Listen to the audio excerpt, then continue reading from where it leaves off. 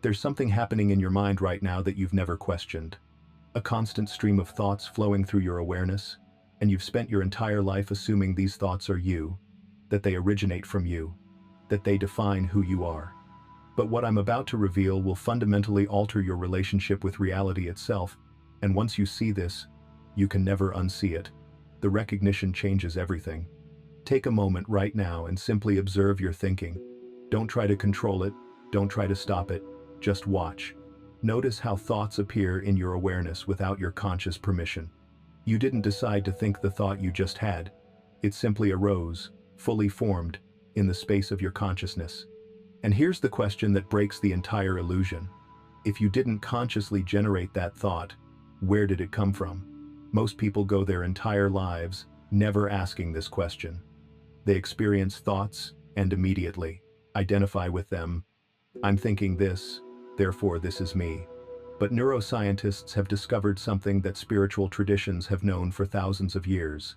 By the time you become consciously aware of a thought, your brain has already been processing it for approximately 300 to 500 milliseconds. You're not generating thoughts. You're receiving them, observing them, after they've already been constructed by unconscious processes you have no direct access to. This isn't just philosophical speculation. This is measurable, verifiable science. In the 1,980 seconds, researcher Benjamin Libet conducted experiments that proved conscious awareness of a decision occurs after the brain has already initiated the action. What you experience as your choice, your thought, your decision, is actually a post hoc rationalization of processes that happened before you were consciously aware of them. Let that penetrate deeply. The voice in your head that you've been calling I is not generating original content. It's narrating content that's being fed to it from unconscious processing systems. And here's where this becomes revolutionary for how you experience reality. When you believe thoughts are yours, you give them immense power. Every thought that arises carries the weight of your identity. If a fearful thought appears, you become afraid. If an angry thought emerges, you become angry.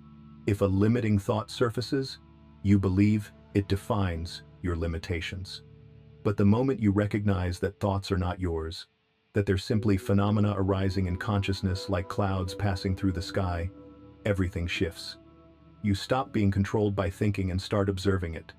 And reality, which has been responding to your unconscious identification with thought patterns, begins responding to something deeper, something more authentic, something that was always there beneath the noise. Chapter 1. The thought experiment that changes everything. I want you to try something right now that will give you direct experience of what I'm describing. This isn't theory. This is experiential verification. For the next 60 seconds, I want you to try not to think. Seriously, stop reading after this paragraph, set a timer for 60 seconds, and attempt to have zero thoughts. Just awareness, no thinking. Try it now before continuing. What happened? If you're honest, you'll notice that thoughts kept appearing despite your intention not to have them. You might have had 10 seconds of stillness, then suddenly a thought about what you're going to eat later, or a memory from yesterday, or a judgment about this exercise itself. The thoughts appeared uninvited, unwanted, and completely outside your conscious control. This simple experiment proves something profound. If you can't control whether thoughts appear, then you are not the source of thoughts. You are the awareness in which thoughts appear. This distinction seems subtle, but it's the difference between being trapped in mental patterns and being free from them. Here's the practical application that most people miss. Once you recognize you're not the thinker, you can stop arguing with your thoughts. Right now, you probably have an ongoing relationship with your thinking where you believe some thoughts, reject other thoughts, try to control certain thoughts, and feel guilty about particular thoughts. It's exhausting because you're treating thoughts as if they're you making definitive statements about reality. But what if thoughts are more like a radio that's always playing in the background? Sometimes it plays music you like, sometimes it plays static, sometimes it broadcasts fear, anxiety, and limitation. The radio doesn't define you. You're the awareness that hears the radio. And just like you can change channels on a radio without identifying with what was playing before, you can let thoughts pass without identifying with their content. Practical exercise 1. The thought labeling practice.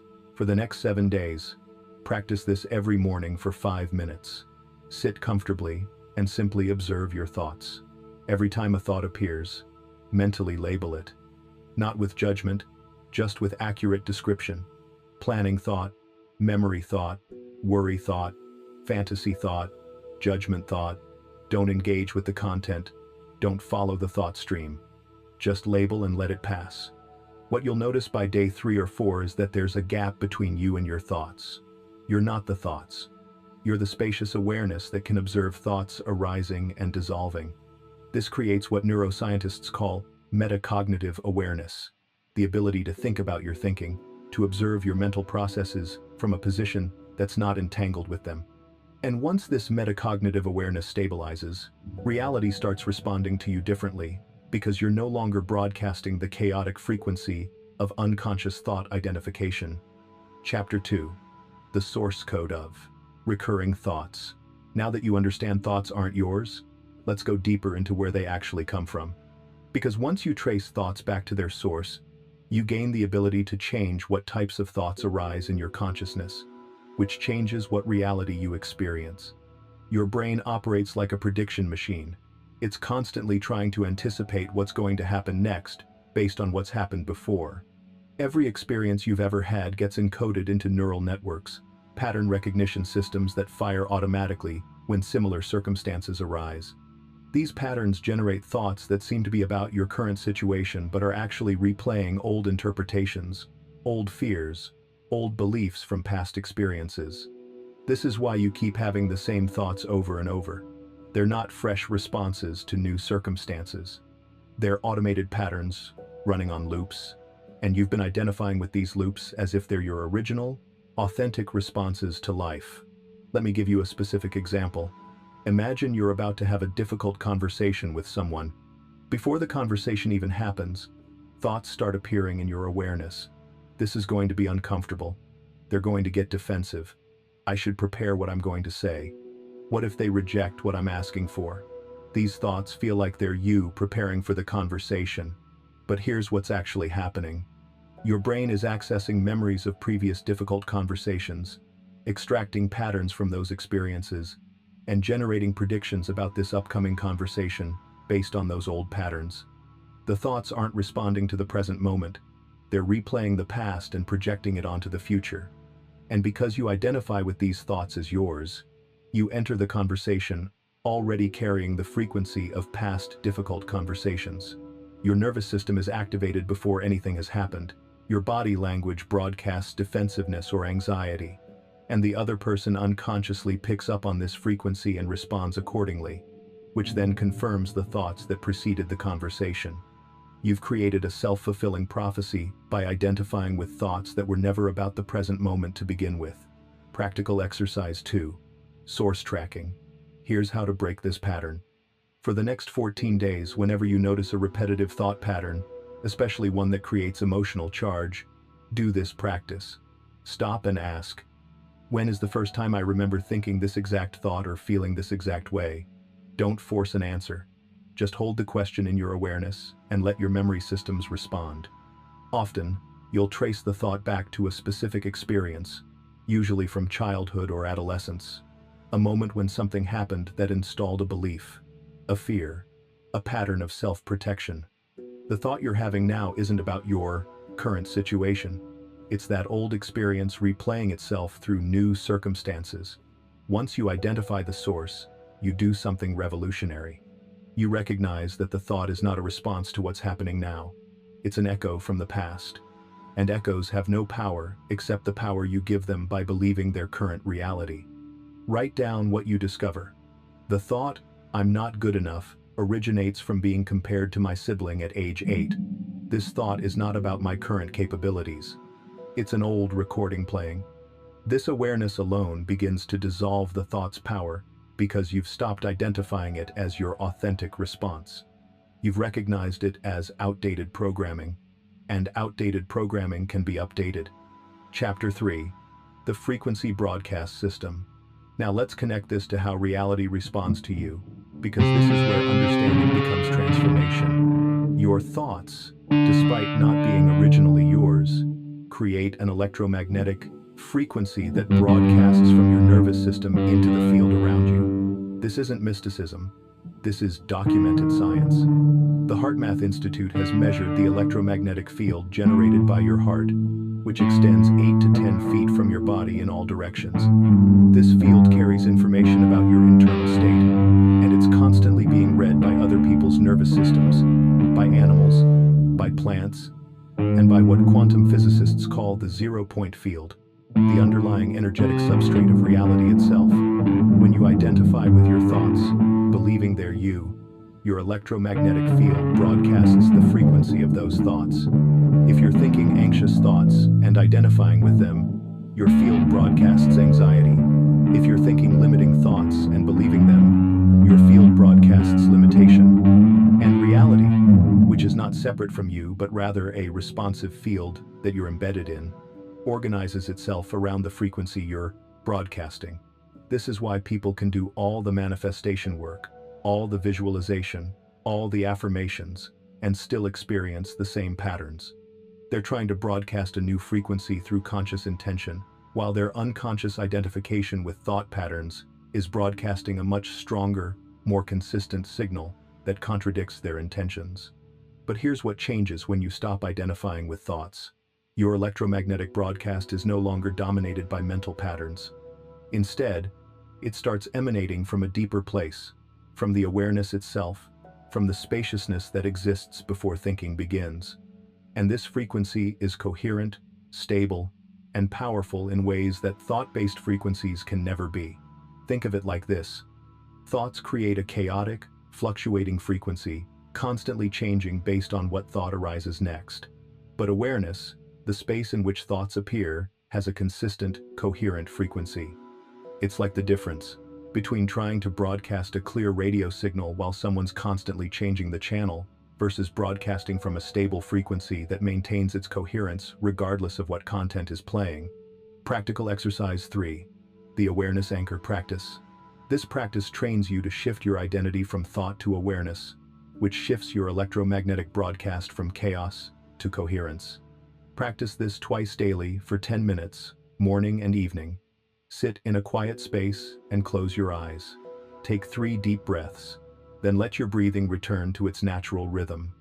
Now, instead of trying to stop thoughts or control them, simply notice that you're aware of them. There's a thought appearing, and there's awareness of that thought. Shift your attention from the thought itself to the awareness that's observing it. Ask yourself, what is this awareness that's noticing my thoughts? Where is it located? What does it feel like? You'll probably notice that awareness doesn't have a location. It's not in your head or in your body. It's more like a spacious presence that thoughts appear within. Rest in the recognition of this awareness, not as a concept, but as direct experience. Thoughts will keep arising. That's fine. Each time a thought appears, notice that you're aware of it, then shift your attention back to the awareness itself. You're training your nervous system to identify with awareness rather than with the content arising in awareness. After 10 minutes, open your eyes. But here's the crucial part that most people miss. Try to maintain that awareness as you move through your day. When you're talking to someone, notice that you're aware of the conversation. When you're eating, notice that you're aware of eating. When thoughts arise, notice that you're aware of thoughts. This creates what I call awareness momentum. The more you practice recognizing yourself as awareness rather than as thoughts, the more your electromagnetic field broadcasts from that coherent space rather than from chaotic thought patterns. And reality responds to this coherent broadcast with synchronicities, opportunities, and experiences that were impossible when you were broadcasting from thought identification. Chapter 4. The Collective Thought Pool. Here's where this gets even more profound, even more paradigm shifting. Not only are thoughts not originally yours, many of them aren't even generated by your individual brain. You're accessing what could be called a collective thought field, and most people have no idea this is happening. Have you ever noticed that certain thoughts seem to be more prevalent during certain times? Entire populations suddenly concerned about the same topics, experiencing similar fears, sharing common obsessions? This isn't coincidence. This is evidence of collective thought fields that individual consciousnesses tap into and mistake for personal thinking. Researchers studying collective consciousness have found measurable correlations between global events and random number generator outputs across the planet. When something significant happens that captures mass attention, random number generators that should produce completely random sequences start showing non-random patterns, as if the collective focus is influencing probability fields at a quantum level. What this suggests is that consciousness is not isolated in individual brains. It's more like individual receivers tuning into a broader field of consciousness that contains thought patterns, belief systems, and emotional frequencies shared across populations. You can verify this in your own experience. Pay attention to your thoughts over the next few days. Notice how many of them are about things you're not directly experiencing. Concerns about the economy you read about in news. Worries about global events that don't affect your immediate life. Opinions about people you've never met. These thoughts didn't generate from your direct experience. They entered your awareness from the collective thought field, and you adopted them as if they were your original thoughts. This is simultaneously disturbing and liberating. Disturbing because it means you've been even less in control of your thinking than you realized. Liberating because once you recognize you're accessing collective thought fields, you can choose which fields to tune into and which to tune out. Practical exercise 4. The Thought Origin Investigation. For the next 21 days, practice this investigation every evening. Take 10 minutes to review your day and categorize your thoughts into 3 types. Type 1. Direct experience thoughts. Thoughts arising from what you're actually experiencing in the moment. This coffee is hot. I'm feeling tired. That sunset is beautiful. These are responses to direct sensory input. Type 2.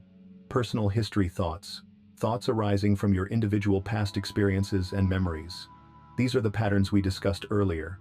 Replays of old programming specific to your life. Type 3. Collective field thoughts. Thoughts about things you're not directly experiencing but have absorbed from media, conversations, cultural narratives. Concerns about things happening in distant places. Opinions about situations you've never encountered. Beliefs about how life works that you adopted from others. Write down examples from each category. What you'll discover is that Type 3 thoughts, collective field thoughts, probably comprise 60–70% of your daily thinking. You've been spending most of your mental energy processing thoughts that have nothing to do with your actual life, your direct experience, or your authentic responses to reality. Once you see this clearly, you can make a revolutionary choice. You can stop engaging with Type 3 thoughts entirely. When a thought arises about something you're not directly experiencing, something you absorbed from the collective field, you simply let it pass without engagement. You don't suppress it. You don't fight it. You just don't invest attention in it. This practice alone can reduce your mental noise by more than half, which means your electromagnetic broadcast becomes dramatically clearer. You're no longer amplifying collective fears, collective limitations, collective patterns. You're broadcasting from your direct experience and your awareness itself. Chapter 5. The Reality Response Mechanism. Now let's make this extremely practical by showing you exactly how reality starts responding differently once you stop identifying with thoughts. Because this isn't just about peace of mind or spiritual awakening. This is about fundamentally changing what shows up in your actual lived experience. Reality operates as a responsive field, not a fixed objective structure. Quantum physics has proven that observation affects outcomes at the subatomic level. But what most people don't understand is that this isn't limited to laboratories. The same mechanism operates at every scale, including the scale of your daily life. When you identify with thoughts, you're observing reality through the lens of those thoughts. If you're thinking and believing relationships are difficult, you're observing reality through that filter. And reality, being responsive to observation, organizes itself to match that observation. You notice the difficulties in relationships. You unconsciously gravitate toward relationship dynamics that confirm the difficulty. You interpret neutral situations as confirming your thought pattern. But here's what happens when you stop identifying with that thought. When the thought relationships are difficult arises and you recognize it as just a thought, not as truth, not as your authentic knowing, you're no longer observing reality through that filter. The thought can be present in your awareness without you believing it. without you broadcasting it as your operating frequency. From this space of non-identification, you're observing reality more directly, without the distortion of thought-based filters. And what you'll discover is that reality is far more fluid, far more responsive, far more filled with possibility than your thoughts ever suggested. Let me give you a concrete example of how this works. Let's say you've been thinking, money is hard to make for years. This thought creates an observation filter that causes you to notice all the evidence supporting it. You see the effort required. You notice when opportunities don't work out. You feel the struggle of financial pressure, but you're not consciously choosing to create this experience. You're simply identified with a thought pattern that's observing reality through a specific lens, and reality is organizing itself to match that observation, because that's how the responsive field works. Now, watch what happens when you stop identifying with that thought. The thought, money is hard to make, arises, but instead of believing it, you recognize it as a thought, a pattern, possibly inherited from parents, possibly absorbed from collective fields, definitely not the ultimate truth about reality. From this non-identified position, you're no longer locked into observing reality through that filter. You become available to notice different aspects of reality. Opportunities that were always there but filtered out by your thought-based lens become visible. Synchronicities that were always occurring but dismissed as coincidence register in your awareness. Actions that feel aligned become obvious, where before you only saw actions that required struggle. This isn't positive thinking. You're not replacing money is hard to make with money is easy to make. You're dissolving identification with both thoughts and observing reality from awareness itself, which has no predetermined filters about how money works. Practical exercise 5. The Reality Response Journal.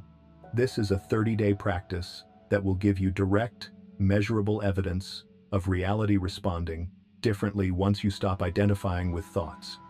Here's exactly how to do it. Week 1. Baseline documentation. Every evening, write down 3 recurring thoughts you notice during the day, particularly thoughts about limitations, difficulties, or how reality works. Don't try to change them, just document them. Also write down 3 things that happened that day in the areas those thoughts concern.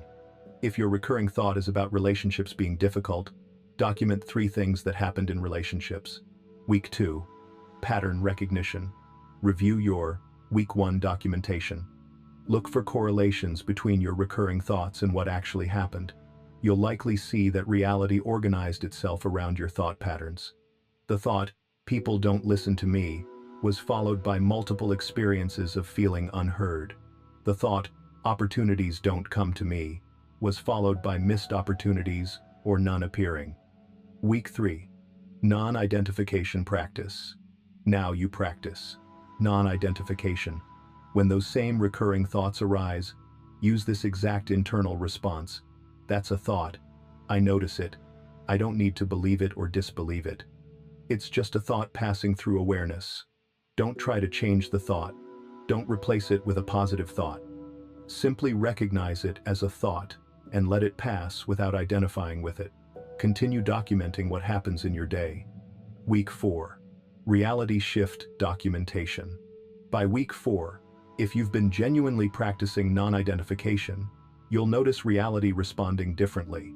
The areas where you had recurring limiting thoughts will start showing different outcomes, not because you forced anything, but because you stopped filtering reality through limiting thought patterns, which allowed reality's responsiveness to organize around a clearer observation. Write down specific examples of how reality responded differently. Be precise. In week 1, I had thought, people don't listen to me 7 times, and experienced 4 situations where I felt unheard. In week 4, the same thought arose 5 times, but I practiced non-identification, and I experienced 3 situations where I felt genuinely heard and understood. This journal becomes concrete evidence that reality responds to your relationship with thoughts, not to the thoughts themselves. Chapter 6. The Identity Reconstruction. Everything I've shared so far leads to this crucial point. If thoughts aren't you, and thoughts have been the primary thing you've been identifying with, then who are you? This question isn't philosophical abstraction. This is the most practical question you can ask, because your identity determines your frequency, and your frequency determines your experience. Most people construct their identity from thoughts. "I'm someone who struggles with anxiety" is just a thought you've believed and identified with so consistently that it became your sense of self. "I'm not good with money" is a thought that became an identity. "I'm unlucky in relationships" is a thought-based identity structure. When you stop identifying with thoughts, these identity structures begin to dissolve. And this can feel destabilizing at first because you've been using these structures to navigate reality, even if they were limiting you. But what emerges in the space where thought-based identity used to be is something far more authentic, far more powerful, far more aligned with how consciousness actually operates. You discover that your true identity is not any thought about who you are. Your true identity is the awareness itself, the consciousness that can observe any thought, any emotion, any experience, without being defined by it. And this awareness-based identity broadcasts a completely different frequency than thought-based identity. Thought-based identity is always seeking, always comparing, always trying to maintain or improve itself through experience. It needs constant validation from reality to prove it exists, to confirm it's valuable, to demonstrate it's worthy. This creates a desperate, needy frequency that repels the very things you're trying to attract. But awareness-based identity doesn't need anything from reality because it's already complete. It's not trying to become anything because it recognizes itself as the unchanging space in which all becoming occurs.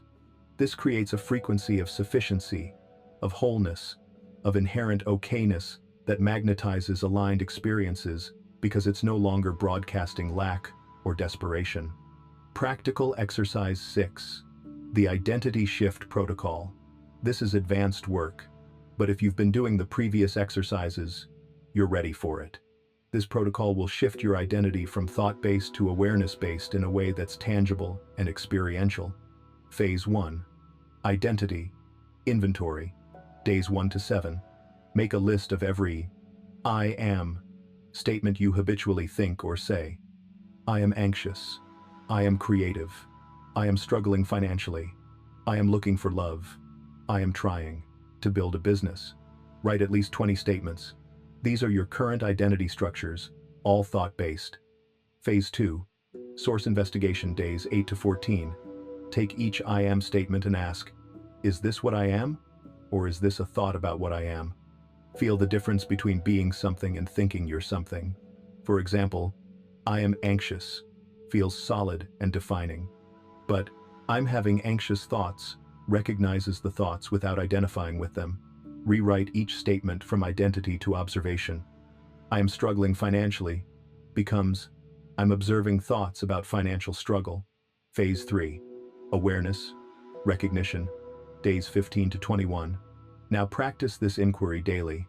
Sit quietly and ask, what am I if I'm not my thoughts? Don't answer intellectually.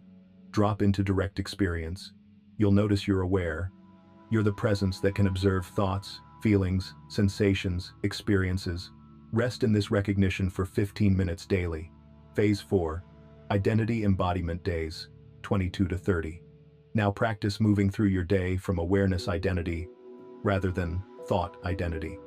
When someone asks how you are, instead of responding from thought-based identity, I'm stressed about work, respond from awareness identity, I'm noticing a lot is moving in my life right now. When making decisions, instead of deciding from thought patterns, I should do this because, decide from awareness, what action feels aligned from this spacious place. What happens through this protocol is not that you lose your personality or become some emotionless spiritual robot. What happens is you stop being limited by thought-based identity structures. You become more fluid, more responsive, more authentic, because you're not defending or maintaining an identity that was never real to begin with. Chapter 7. The Integration Point. Everything we've explored points to this integration. Reality doesn't respond to your thoughts, and reality doesn't respond to you stopping your thoughts. Reality responds to the quality of awareness you're observing from, and that quality shifts dramatically when you stop identifying with thoughts as you. This is why monks who've meditated for decades in caves don't necessarily transform their external circumstances, while some people have profound reality shifts after just a few weeks of practice. It's not about how many hours you meditate, it's about whether you've actually shifted from thought identification to awareness recognition in your lived experience. You can sit in meditation for hours and still be identified with thoughts. You're just identified with quieter thoughts, spiritual thoughts, thoughts about how peaceful you are. But if you're moving through your daily life from awareness identity, even for 5 minutes at a time, you're broadcasting a completely different frequency that reality responds to immediately. Let me share what this looks like in practical terms across different life areas, so you can recognize the shift happening in your own experience. In relationships, thought identification creates relationships where you're constantly managing how the other person perceives you, where conflict feels threatening to your identity, where you need the relationship to validate your worth. Awareness identity creates relationships where you can be genuinely present without needing anything, where conflict is just sensation and thought patterns passing through without defining you, where connection happens naturally without effort. In work and creativity, thought identification makes work feel like proof of your value, makes creative blocks feel like personal failure, makes success necessary to validate your worth. Awareness identity allows work to flow through you without defining you, allows creative blocks to be observed without resistance, allows success or failure to be experiences rather than identity statements. In health, thought identification creates chronic stress because every sensation gets interpreted as meaning something about you.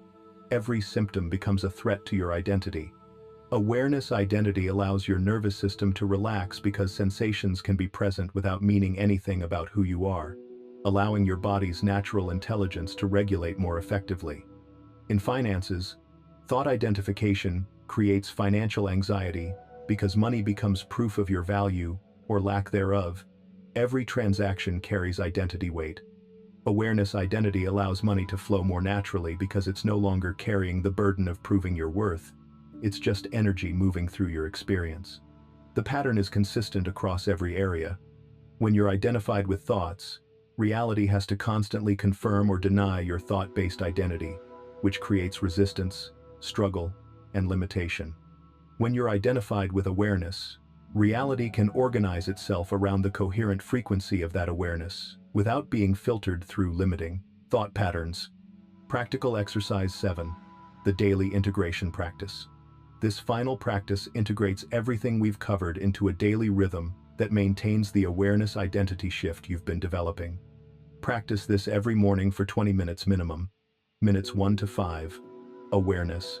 Recognition. Sit comfortably and recognize that you're aware. Not thinking about awareness, directly noticing the aware presence that's reading these words right now. Rest as that awareness. Minutes 6 to 10. Thought observation. Allow thoughts to arise. Don't stop them. Don't control them. Practice observing them from awareness without identifying with them. Label them if helpful. Planning thought, worry thought, memory thought. Notice the space between thoughts. Minutes 11 to 15.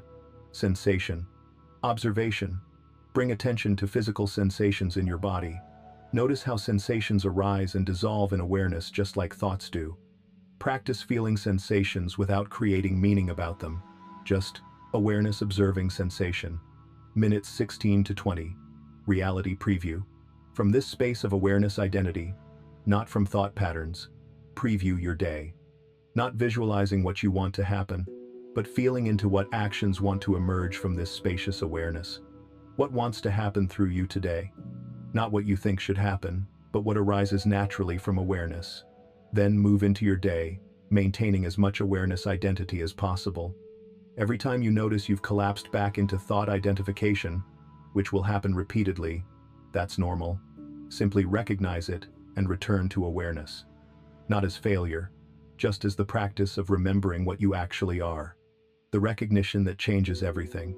We've covered a tremendous amount of ground, but it all comes down to one simple recognition that you can verify in your direct experience right now. Thoughts are not you. They arise in awareness. They dissolve in awareness. And awareness itself is what you actually are. This isn't a belief you need to adopt. This is a direct recognition available in this moment. Right now, Notice that you're aware of reading these words. That awareness is not a thought. It's what thoughts appear in.